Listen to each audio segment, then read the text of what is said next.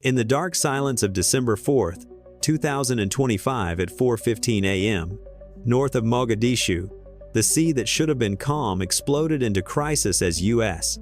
Africa Command received a report so urgent it shattered the night. From Djibouti to Washington, a U.S.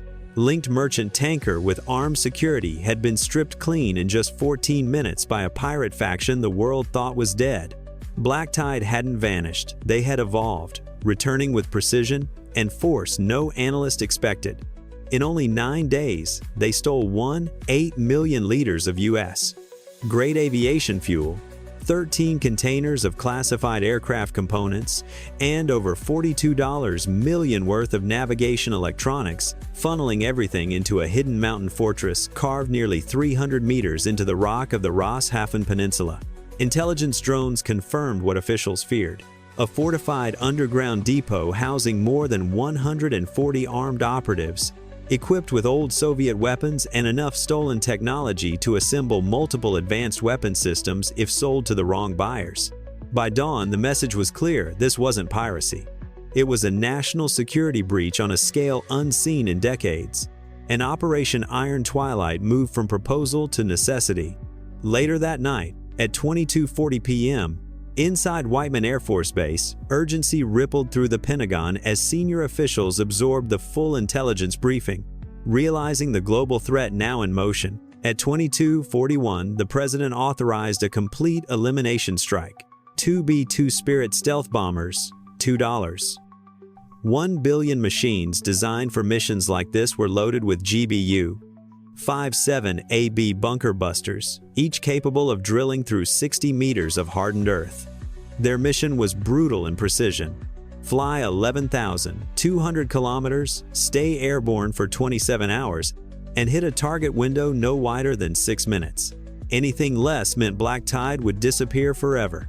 As the hangar doors opened and cold December air swept across the runway, the matte black wings of the B-2 seconds slipped into the night, silent and nearly invisible, beginning a mission that would decide whether the stolen technology vanished into global black markets or was erased before it left Somali soil. At 3:12 a.m. on December 5th, the bombers arrived over the Horn of Africa at 50,000 feet, undetected by even upgraded Russian-made radar systems. Below them, inside the tunnel network they believed made them untouchable, Black Tide slept in complete confidence, unaware that the most precise strike in decades was already aligned above them and descending toward a single, irreversible end. At 3:06 a.m., an MQ-9 Reaper drifting 11 miles offshore sent back the final confirmation. 142 armed Black Tide operatives were gathered inside the main cavern. 1.88 million liters of stolen U.S. aviation fuel stacked along the rear wall, and the entire fortress depended on a single 60-meter limestone pillar. If it collapsed, the whole underground system would fall with it. Then the mission almost unraveled. A sudden low-pressure pocket formed along the coast, dragging winds sideways at 16 knots as clouds dropped over the cave entrance, shrinking an already razor-thin 6-minute strike window into barely 140 seconds. For a moment, everything hung in uncertainty. Then the lead B-2 pilot made a decision no simulator had ever prepared him for. He dropped altitude sharply, sliding the aircraft's massive wings less than 1,000 feet above the water, flying low enough that a single wrong move meant disaster. But the maneuver worked. The clouds broke just long enough to expose the entrance. The targeting lock snapped into place, and at 3:12 a.m., 2 13-ton GBU 57 bunker buster bombs were released, dropping into the darkness with silent precision. Seconds later, a shockwave rippled through the cliffs, fracturing the limestone pillar and collapsing the tunnel network in a single chain reaction. The fuel stores ignited, sending a towering flash into the air that could be seen from coastal villages miles away, and the stolen aircraft components were buried beneath hundreds of thousands of tons of rock. In less than 5 seconds, Black Tide's command center was gone. A strike later described as one of the cleanest operations against organized maritime crime in modern history. But the night wasn't finished. At 5 a.m., just 28 minutes after the strike. The Reaper drone spotted movement 3 high-speed pirate skiffs, bursting from a hidden exit tunnel that hadn't shown up on satellite scans, each boat packed with armed survivors racing east at more than 50 knots toward the U.S. fleet oiler USNS Kanawha, which held over 9 million liters of fuel. If the pirates reached it, the consequences would be severe. Aboard the Kanawha, alarms sounded as radar tracked the incoming boats. The U.S. had anticipated this. From 3,000 feet, an MH-60R Seahawk swept in, armed with 2 Hellfire missiles and guided by real-time coordinates from the Reaper. At 5:47 a.m., the first missile struck its target, disabling 1 skiff instantly. The remaining 2 boats swerved wildly, firing back as the Seahawk briefly pulled away, narrowly avoiding a near hit. But the pirates had nowhere to run. The USS Kearney, patrolling nearby, locked its Bushmaster cannon onto the second skiff and disabled its engine with a short burst, forcing the crew into the water. The final boat tried to hide behind drifting smoke, pushing its engine to the limit, but the Reaper dropped to 2,000 feet, its lowest safe altitude, and released 1 last Hellfire. At 5:59 a.m., the fleeing skiff was stopped, and by 6:02 the ocean was calm again. 19 survivors were pulled from the water, 11 vanished beneath the surface, and for the first time in weeks, the waters off Somalia returned to silence. By 6:05 a.m. at the U.S. Naval Support Facility in Djibouti, the sun had barely begun to rise over the Gulf of Aden when the final confirmation arrived.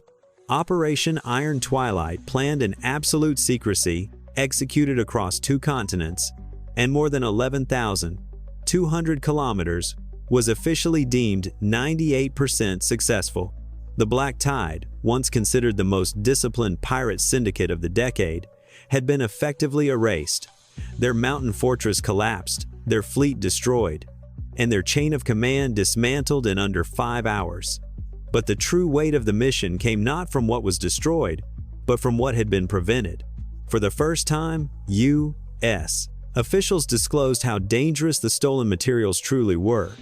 Analysts confirmed that if Black Tide had successfully sold their cash, they could have funded up to 6 fully equipped militant cells across East Africa, and with nearly 2 million liters of U.S.-grade aviation fuel in their hands, extremist groups could have reached targets spanning from Yemen to Kenya. The region had been far closer to a destabilizing crisis than the world realized, and now that threat was reduced to debris and seawater. Inside the Djibouti briefing room, commanders quietly reviewed what the operation had protected: the safety of more than 600 American personnel in the region, the security of $3.4 billion in naval assets deployed across the Indian Ocean, the uninterrupted fuel chain supporting 4 U.S. carrier strike groups, and the prevention of a black market leak of sensitive aircraft components on a scale not seen since the Cold War. What Black Tide believed was an impenetrable, hidden stronghold had instead become a target answered with precision, speed, and overwhelming force. Yet behind all the numbers, the message was simple. America may debate fiercely within its borders, but when its people, technology, or security are threatened, the response is swift, silent, and decisive. As the room emptied and screens went dark, one question lingered, one older Americans recognized from decades of uncertainty. In an increasingly unstable world, how many more nights like this will be required to keep the country safe? By 8:10 a.m. at the CIA field station in Djibouti, while the Pentagon marked a clean victory, the CIA was quietly confronting something far more unsettling. The collapse of the Black Tide fortress had exposed encrypted radios, satellite uplinks, and advanced communications gear that should never have belonged to pirates. Analysts initially assumed the equipment was stolen, until forensic scans revealed the truth. Everything was brand new, manufactured only months earlier, and delivered through a supply chain far too clean and structured for a criminal group to arrange on its own. Someone had armed Black Tide deliberately. Within hours, CIA financial teams uncovered a series of unexplained wire transfers totaling $2.8 million, funneled into a shell company registered in the Seychelles and linked to a Dubai-based trading firm previously flagged in multiple counterterrorism probes but never formally tied to wrongdoing until now. The more analysts uncovered, the more alarming the picture became. Black Tide had been receiving $250,000 per month in logistics funding, paying for fuel, weapons, engines, communications gear, and smugglers moving through Yemen's corridors. Their supply chain functioned like that of a small paramilitary organization, ammunition shipments arriving every 23 days. Replacement parts dropped precisely on schedule. Satellite uplinks updated like clockwork. This wasn't improvisation. It was sponsorship. When CIA Director Ford briefed the National Security Council, she delivered a single line that froze the room. Black Tide didn't steal American technology, they were preparing to use it. Then came the revelation that shifted the entire narrative. Intercepted messages from the collapsed fortress referenced a Phase 2, scheduled for January 2026, involving targets across 3 separate shipping lanes. Black Tide hadn't been a lone threat. It was merely one arm of something larger, organized, funded, and driven by intent.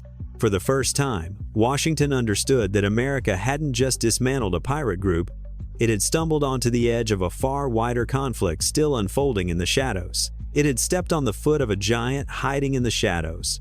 At 1540 on December 6, 2025, 74 kilometers inland from Ras Hafun, Somalia, intelligence recovered from the collapsed Black Tide fortress pointed to one final threat: a secondary weapons cache buried deep within the barren interior, a quiet but essential lung of the pirate network that had to be eliminated before it could restart operations. In the heat shimmering at 104 degrees Fahrenheit, a Black Hawk carrying 8 members of SEAL Team 6 landed in a desolate dust field surrounded by thornbush and ancient volcanic rock. No roads, no structures, no signs of life, only coordinates from the CIA and a grainy satellite image showing a cluster of abandoned huts that meant far more than they appeared. Moving in a tight diamond formation, the team scanned every inch for hidden traps. Less than a minute in, the lead operator froze and raised a fist. Beneath loose gravel lay a Soviet-era grenade wired to a crude trigger, almost certainly a decoy meant to distract from a real danger deeper inside. At 1556, they breached the first hut empty except for one critical clue: fresh motorcycle tracks. Black Tide operatives had been here within the last 12 hours. Following the tracks behind the huts, the team uncovered a disguised hatch under a rusted water trough. Thermal imaging showed heat signatures below machinery or generators. The operators descended quietly. Inside, they discovered an underground chamber nearly 23 meters long, lit by stolen UN solar panels and packed with weaponry capable of arming a full militia, RPG rounds, crates of 7.62 ammunition, portable satellite transmitters, and roughly 210 kilograms of powerful explosives. But the most unsettling find was on a steel table: freshly printed schematics for U.S. aircraft refueling valves, dated only 3 weeks earlier. This wasn't old pirate loot. It was part of an active, well-funded supply chain. At 1622, the team placed demolition charges and moved out. The blast rose across the desert like a rolling storm cloud, erasing the last operational arm of Black Tide. Yet the evidence was undeniable.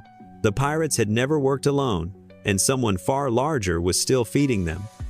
At 7:30 a.m. on December 7th, inside CIA headquarters at Langley, analysts presented the findings in an emergency briefing that shifted the entire narrative. What the SEALs recovered: fresh schematics, high-end transmitters, and professionally packaged explosives, belonged not to a pirate gang but to a sprawling criminal military network stretching across 7 countries, from Yemen to Eritrea, Somalia to Oman, Kenya to Ethiopia. With an estimated annual revenue of $1.2 billion, this syndicate operated on a scale larger than the GDP of several small nations, built on 3 pillars: fuel smuggling that moved over 90 million liters of stolen diesel and aviation fuel each year, weapons brokerage that trafficked Soviet, Chinese, and Western arms at huge profits, and covert technology trafficking that acquired sensitive systems from corrupt contractors before selling them to hostile buyers. Black Tide was merely the maritime arm of a much larger machine. The network even had a leadership structure, a 6-member council controlling different regions and meeting every 2 months at safe houses in Djibouti, Aden, or Salalah, functioning like a shadow government with rules, taxes, and enforcement. But the most chilling discovery was a decrypted message pulled from the destroyed cache. The Americans destroyed Ras Hafun. Prepare extraction for Phase 2. Funds secured. Replacement materials en route. Replacement materials meaning someone, somewhere, had already begun shipping new equipment to replace everything Black Tide lost. Langley connected the final dots. The organization behind Black Tide wasn't retreating. It was preparing to escalate. And for the first time, Washington understood what it was dealing with. This wasn't piracy. This wasn't mere smuggling. It was a proto-state, a shadow economy built on CS strategic sabotage, and America had just fired the first shot. At 21:10 on December 7, 2025, inside the U.S. Air Operations Center at Al Udeid Air Base in Qatar, intelligence from Langley left no doubt. Every shipment, every encrypted radio, every dollar funneled into Black Tide's accounts traced back to a coastal military outpost, disguised as a logistics storage facility in a small, strategically positioned Middle Eastern nation. Publicly, it was an ally. Privately, it had been providing access, protection, and weapons to the shadow network behind Black Tide for nearly 6 years. The smoking gun was clear, a manifest uncovered by CIA cyber analysts detailing 43 crates of restricted dual-use electronics cleared by the nation's defense ministry, routed through Salalah, and delivered to a smuggling fleet linked directly to Black Tide. The declared purpose marine communication repair parts was a cover so flimsy it insulted Washington's intelligence. Decisions moved quickly. At 21:10, the United States authorized Operation Breakwater, a precision strike intended not to start a war, but to deliver a message no nation could ignore. Arm America's enemies, and you will be exposed. 2 F-35B Lightning II-Is lifted off from the USS Wasp, operating 180 miles offshore, tasked with disabling the outpost's radar, neutralizing its underground weapons vault, and severing the supply line, feeding the pirate network. At 22:02, the first phase began. A pair of AGM-88 GAAR-GM missiles streaked through the sky, obliterating the outpost's air defense radar with centimeter-level accuracy, knocking out communications across a 17-mile radius, and leaving the facility blind and silent. 2 minutes later, the second strike hit. The F-35Bs released GBU-53B Stormbreaker bombs, capable of tracking targets through darkness, smoke, and sandstorms, penetrating the underground vault to destroy over $68 million worth of advanced electronics, drone engines, encrypted routers, and anti-ship missile components in under 6 seconds. The world learned the next morning, when satellite imagery was presented in a closed-door UN briefing, that the global shadow network had lost its biggest sponsor. Allies protested, but serial numbers, shipping logs, and bank transfers told the story. Washington had sent a clear signal: if you empower piracy, terrorism, or sabotage, America will find you and remove your mask before the world. The strike shook more than a foreign government, it shook Washington itself. Within hours, Congress convened its first emergency joint committee on maritime security in 22 years, lawmakers asking how a pirate network could grow into a billion-dollar shadow state under America's nose. Classified briefings stunned the room. For 3 years, the Department of Defense had recorded 27 separate losses of sensitive aircraft components, parts missing, mislabeled, or unaccounted for. The pieces had never been connected until Black Tide forced the nation to confront the truth. CIA analysts revealed an estimated network revenue of $2 to $2 billion, larger than the Coast Guard's entire counter-smuggling budget, leaving representatives silent. Public outrage followed. Veterans groups demanded accountability. Families with children serving overseas flooded hotlines. And pundits questioned why America could track a missile in space, but not a crate of avionics in its own ports. Across party lines, lawmakers agreed. What happened was preventable and unacceptable. Within 48 hours, a new maritime security bill allocated $4.6 billion to overhaul supply chain oversight, expand naval patrols, and enforce penalties for negligent contractors. Yet beyond the laws and speeches, one message rang louder than the rest. America wasn't weakened by pirates. It was weakened by complacency. And after Ras Hafun, that complacency had been fully exposed. Conflict, trafficking, and ambition, and the United States had only just stepped into its path.